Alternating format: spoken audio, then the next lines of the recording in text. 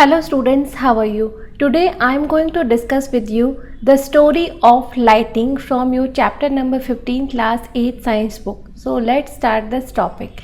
इस टॉपिक में हम बात करेंगे कि बिजली कैसे चमकती है, बिजली के चमकने के पीछे का क्या कारण है, क्या साइंटिफिक इसके ऊपर रिसर्च हुई है और कैसे हम पता कर सकते हैं कि बिजली चमकने के समय हमें क्या करना चाहिए। ठीक है, it is now possible to explain lightning in terms of charges produce by rubbing.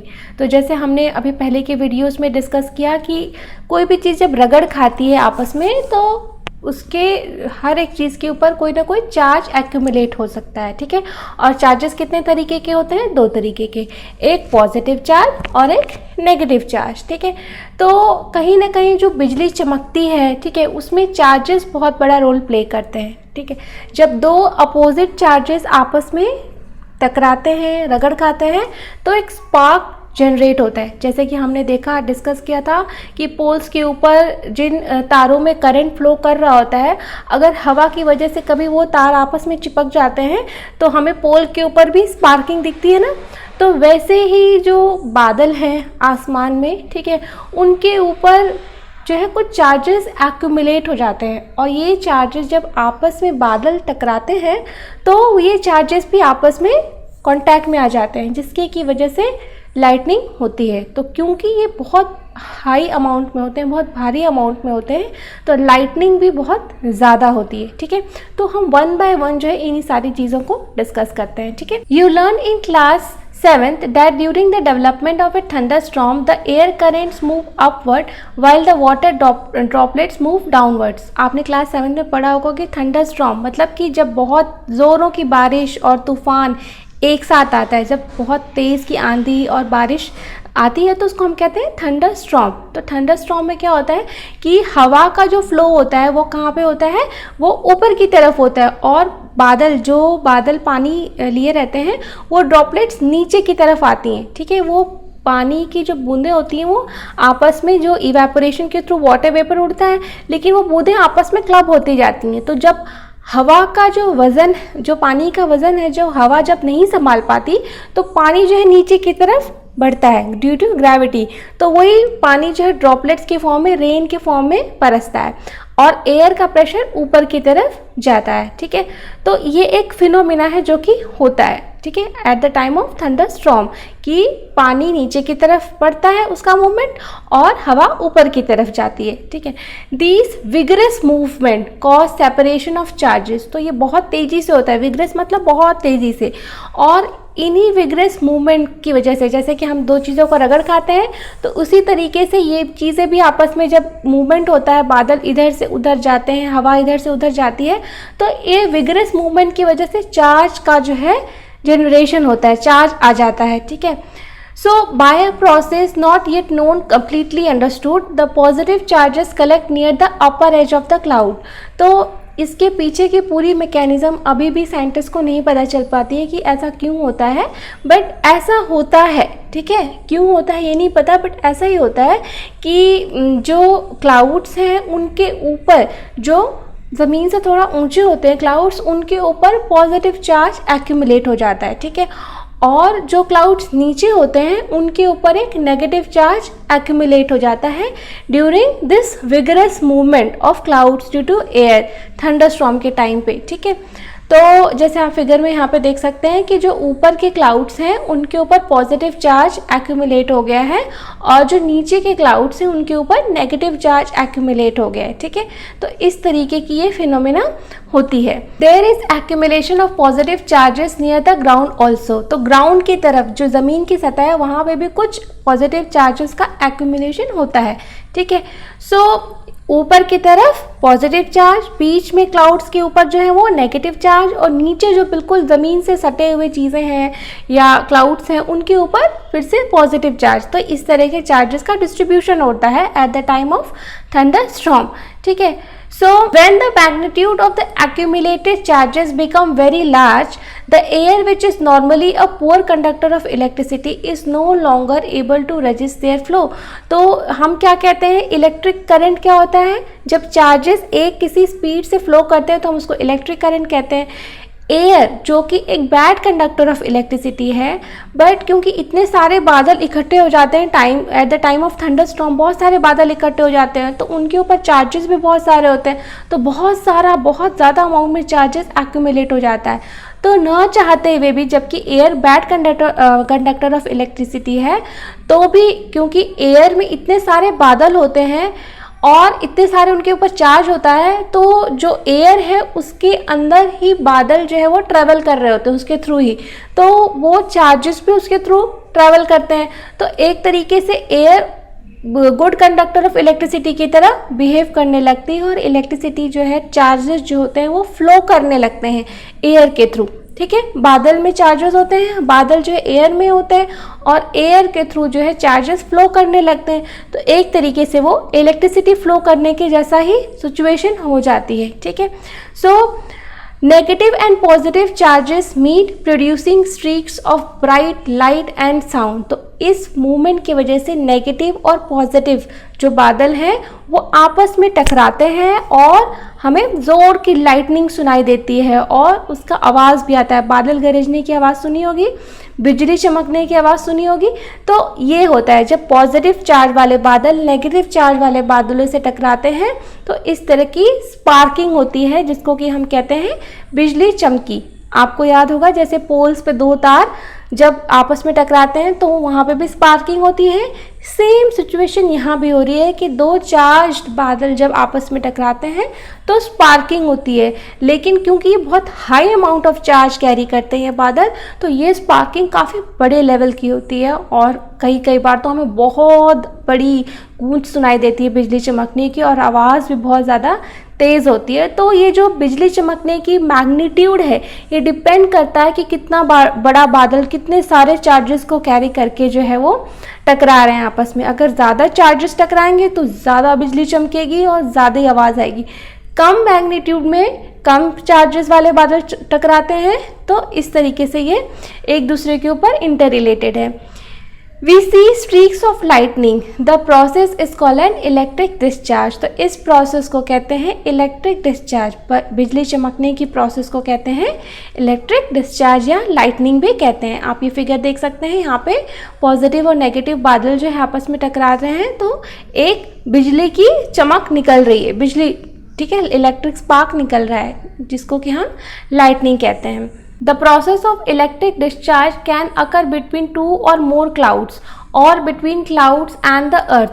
तो ये जो प्रोसेस है इलेक्ट्रिक डिस्चार्ज का कि यहाँ का जो चार्ज है वो वहाँ चला जाए, उस बादल का चार्ज इधर आ जाए, तो ये दो क्लाउड्स के बीच में हो सकता है या दो से अधिक क्लाउड्स के बीच में हो सकता है या क्लाउड्स और अर्थ के बीच में भी हो सकता है, क्योंकि अर्थ पे भी बहुत सारी पॉजिटिव चीज़ें हैं। तो जब बादल अर्थ की चीज़ों से टकराएंगे तो उनके चार्ज जो है वो डिस्चार्ज हो सकते हैं, ठीक है, तो वहाँ से भी लाइटनिंग जनरेट हो सकती है। Today we need not get frighten by lightning like our ancestors did. तो पहले के ज़माने में जो हमारे एंसेस्टर्स थे जिनको कि लाइटनिंग क्यों होती है, कैसे होती है नहीं पता था, वो इसको भगवान का प्रकोप समझते थे। तो हमें वैसा करने की ज़रूरत नहीं है, हमें बहुत ज़्यादा डरने की ज़रूरत नहीं है, अंधविश्वास करने की ज़रूरत नहीं है, क्योंकि हमें पता है कि ये बादलों के ऊपर जो चार्ज होता है उनके आपस में टकराने से होता है। Now we understand the basic phenomena. अब हमें क्योंकि बेसिक इसके पीछे का लॉजिक जो है वो पता है, तो हमें इससे उसे भूत प्रेत या इस तरह की चीज़ों से जोड़ने की ज़रूरत नहीं है, ठीक है, तो या सुपरस्टिशियस या इस तरह की पावर से जोड़ने की ज़रूरत नहीं है, क्योंकि अब हमें पता है। Scientist are trying hard to improve this understanding. और साइंटिस्ट, बहुत सारे साइंटिस्ट इस पर रिसर्च अभी भी कर रहे हैं कि एग्जैक्टली हम इसे कैसे एक्सप्लेन कर सकते हैं, ठीक है। How ever lightning strike could destroy life and property. इससे अदरवाइज लेने की ज़रूरत नहीं है। मेरा कहने का यहाँ पे ये मतलब है कि जो लाइटनिंग है इसको अदरवाइज मत लीजिए, लेकिन इसका ये मतलब नहीं है कि ये जो है ये आपके लिए हार्मफुल नहीं है, ये आपको नुकसान पहुंचा सकती है, प्रॉपर्टी को, लाइफ को डैमेज कर सकती है, जान भी जाती है। आपने कई बार न्यूज़ में सुना होगा, ठीक है, बिजली चमकने से कितने सारे लोगों की डेथ भी हो जाती है। तो इसको अदरवाइज नहीं लेना है, लेकिन इससे बच के रहना है, क्योंकि ये जानलेवा है, नुकसानदायक है। It is therefore necessary to take measures to protect ourselves. तो कुछ उपाय करने की ज़रूरत है, ठीक है, इससे घबराने की ज़रूरत नहीं है, लेकिन इससे बचने के कुछ उपाय करने की ज़रूरत है। और हमें क्या करना चाहिए अगर हम इस तरह की सिचुएशन में फंस गए हैं। हम अचानक से जा रहे थे और बहुत ज़ोर से बादल गरजने लग गए और बिजली चमकने लग गई, बारिश होने लग गई। तो इस तरह की इमरजेंसी सिचुएशंस में हमें क्या करना चाहिए। या सपोज़ हम घर में ही हैं और बहुत ज़ोरों की बारिश हो रही है और हमें लग रहा है कि हम बारिश में जा कर के भीगना शुरू कर दें, तो क्या हमें ऐसा करना चाहिए कि नहीं करना चाहिए, इसी के बारे में हम आगे एक्सप्लेन करेंगे टॉपिक में लाइटनिंग सेफ्टी। यानी कि जब बिजली चमके तो हमें इस सिचुएशन में क्या क्या करना चाहिए। During lightning and thunderstorm no open place is safe. तो जब लाइटनिंग हो रही हो, बहुत ज़ोरों की बिजली चमक रही हो या थंडरस्टॉर्म आ रहा हो, ठीक है, बहुत ज़ोरों की बारिश हो रही है, तो कोई भी ओपन प्लेस यानी खुली जगह जिसमें कि कोई घर मकान ना हो वो सेफ़ नहीं है। ठीक है, hearing thunder is an alert to rush to a safer place. और बिजली चमकने की आवाज़ जो सुनते हैं आप, ये आपको एक तरीके से अलर्ट दे रहा है कि now is the time to go to a safer place. एक सुरक्षित जगह पहुंचने की ज़रूरत है आपको। ठीक है, अगर आप कहीं ओपन में खुले में हो। ठीक है, after hearing the last thunder wait for some time before coming out of the safe place. तो अगर आप जो है किसी सेफ प्लेस पे हैं और अगर आप बिजली चमकने की आवाज़ सुन रहे हैं, ठीक है, तो आवाज़ सुनने के थोड़ी देर बाद ही आप जो है घर से बाहर निकलिए। कि जैसे अब बिजली चमक रही है, अब बिजली चमकना और बादल गरजना बंद हो गया, तो उसके थोड़ी देर बाद ही आप सेफ प्लेस से बाहर निकलिए। ठीक है, ऐसा नहीं करिए कि इमीडिएटली बाहर निकल जाइए। ठीक है, finding a safe place. Safe place क्या हो सकता है during the time of thunderstorm. आपके लिए क्या सेफ प्लेस हो सकती है। अ हाउस और a building is a safe place. कोई घर या मकान या कोई भी बिल्डिंग जो है वो आपके लिए एक सुरक्षित जगह हो सकती है at the time of lighting and thunderstorm. If you are travelling by a car और a bus, you are safe inside with windows and doors of the vehicles shut. अगर आप किसी कार में चल रहे हैं या किसी बस में हैं तो उसके खिड़की दरवाजे अच्छे से अगर आप बंद कर देते हैं तो आप लाइटनिंग के टाइम पे सेफ़ हैं। यानी कार के अंदर जैसे मैं ट्रैवल कर रही हूँ और अचानक से बारिश हो गई तो कार को मैं अगर एक साइड में रोक दूँ और उसके खिड़की दरवाजे बंद कर दूँ तो मैं उसके अंदर सेफ़ हूँ। ठीक है, बस के अंदर भी सेफ़ हूँ। बट सफोकेशन होने का डर है, इसलिए आप जो है उसका वेंटिलेशन का जो है इंतज़ाम करिएगा उसमें। ठीक है, do and don'ts during a thunderstorm. क्या करना चाहिए थंडरस्टॉर्म में और क्या नहीं करना चाहिए, ये बहुत इंपॉर्टेंट पॉइंट है। आपके उम्र के बच्चों को ये बहुत ही ज़्यादा जानने की ज़रूरत है। कई बार आप लोग बहुत ही रेकलेसली बिहेवियर शो करते हैं जो कि नहीं शो करना चाहिए।